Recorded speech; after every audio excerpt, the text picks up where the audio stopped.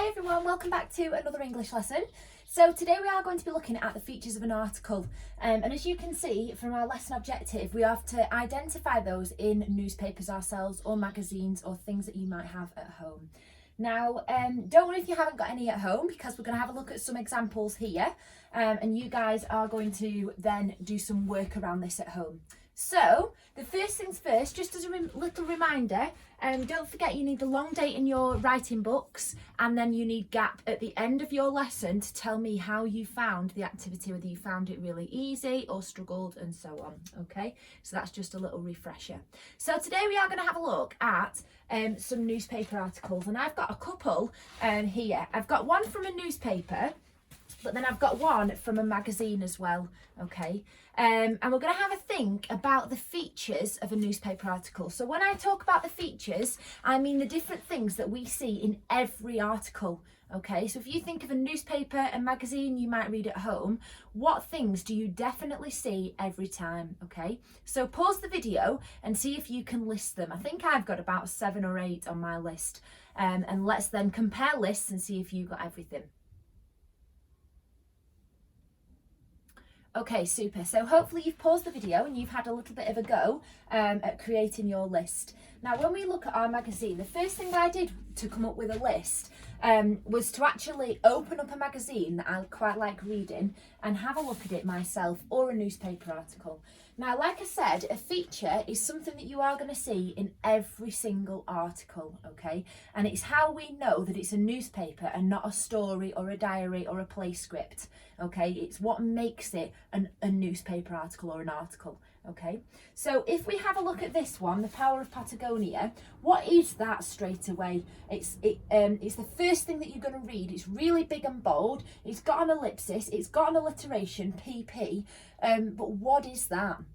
Have a think, and hopefully that's the first thing that you've got on yours. Now, you've hopefully got that, and then just above it you can see that there's the next thing. Now, sometimes this is above it and sometimes it's below it, okay? So have a think and see if you have got this on your list. Whoops.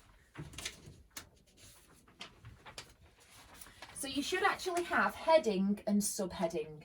Now, the heading is the biggest thing. It isn't always at the top of your piece of paper. In this magazine, you can see that there's a nice picture and the heading's actually at the bottom, okay? So that's that can be in different places, but it is the big, bold thing of the text. Okay, then we've got the subheading, which tells you a little bit more about the article. So, The Power of Patagonia, and then here you can see Joe Kessel says a cruise to the end of the world was so astonishing it even silenced her 3 teenagers. So that's something that's going to grip the reader a little bit more once they've read the heading and think, oh yeah, this is an article that I'd quite like to read. Or the opposite, this is an article that isn't really for me. And then you just move on to the next article if you don't think that's the case. So here you can see this is my heading, and then here this is my subheading, okay? Then as we move through the article, we've got a few different things. Some of them can be in a variety of orders. They don't have to be in that order, okay? So I'll just show you my list and see if you have got these on yours. So I've got my opening paragraph, and then I've got facts, images with captions, quotes, and a summary, okay? So there's 3 things here that can be in any order, and that's these 3, okay? They don't have to be a fact, then an image with a caption, and then a quote, and then the summary, okay? These 3 are in this order, and the summary always comes last because it sums up the article. However, these 3 mix and match, move around, okay? So in this article, you can see, let's see if we've got all of these in our checklist, and let's see if there's any that are missing. So my article has got the heading and it has got the subheading. And then the next thing is the opening paragraph. Now, as we've discussed in the previous lessons when we've learnt about articles, the opening paragraph answers the 5 W questions. So where, what, when, how, and why, okay?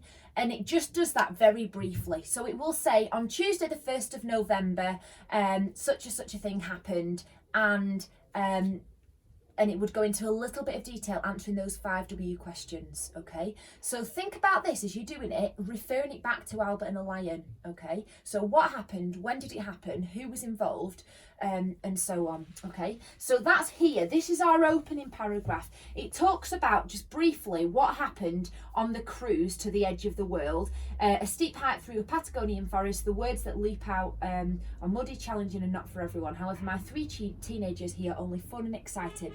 They're emphatic and we're doing it. So that's basically the opening. You think, wow, yeah, I'd quite like to read a little bit more. So that's the opening paragraph. Then we've got facts. Now we have to have facts. People read newspapers and articles and magazines because they want to know the truth. They want to know what's happening in the world and they want to know facts about things, okay? So facts are going to be throughout your article. They're not just going to be at the start. They're going to be drip fed throughout your article. The same with images. You might only have one image with a caption, or you might have 6 pictures or images with captions, okay? As long as you say clearly what it's an image of. So for example, here you can see there's a picture and underneath it says passengers from Ventus are taken to the next land-based excursion in Patagonia in small inflatables. So that's explaining what's happening here, okay? This is an advert, so that's slightly different. Then we've got quotes. So you can see that the quotes are here. However, my 3 teenagers here are only fun and exciting. We're doing it, and it's in inverted commas, which is what you guys would need to do. And then you'd be able to spot many more in the articles that you'd read. And then finally, the summary comes at the very end. It's just a standalone paragraph that sums everything up, okay? So it tends to bring the story or the fact file or whatever it is to a close. So in our poem, you would tell the story of the Albert and the Lion. You'd talk about how Albert's been eaten. You'd talk about what the zookeepers were doing and so on. And then your summary, you would bring it all to a close. You would sum everything up and then you would say, and now the zoo has been shut down. Or you'd talk about what's been the repercussion of what's happened, okay? So what I'd like you guys to do today is to write these bullet points in your book underneath the date and the lesson objective, and then I'd like you to give me an example of a heading. Now it's up to you. If you've got newspapers and magazines at home, obviously make sure that your parents kind of have a look at it so that they're suitable. But I'd like you guys to cut and stick next to it. So you can either cut and stick, or if you can't and your parents say, no, I don't need to cut up my newspaper or your magazine, then just look at it and say, right, the power of Patagonia. So that's the heading. So you would literally just write the power of Patagonia, okay? And don't forget, it's got an ellipsis on the end, so I'm going to include my ellipsis.